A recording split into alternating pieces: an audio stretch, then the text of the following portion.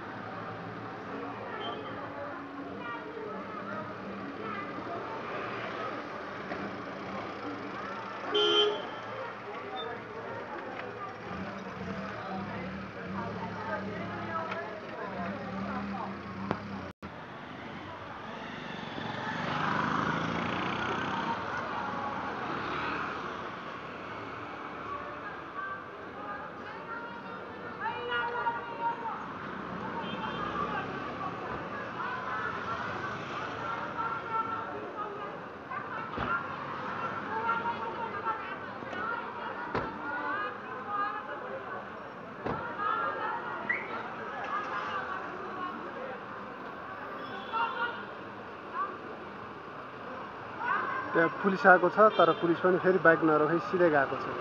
किनभने यो जाँड खाएर लट्ठ भएर बसेका यौनकर्मी महिलाहरू हुन्। यिनलाई समातेर लगेर पनि खासै कारवाही गर्न सकिन्न भन्ने लागेर प्रहरी पनि त्यत्तिकै गयो। अघि मोटरसाइकलमा, सेतो मोटरसाइकलमा आएको हामी देख्यौँ। त्यहाँ केही युवाहरू पनि आएन, त्यहाँ झगडा पर्न थाल्यो। हामी देख्न सक्छौँ हानाहान भएको छ।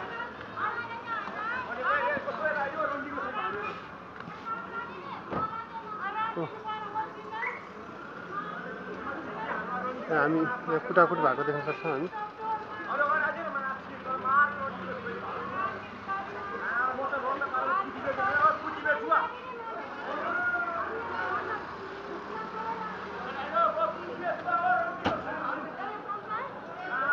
अपशब्द बोलिरहेको हामी देख्न सक्छौँ।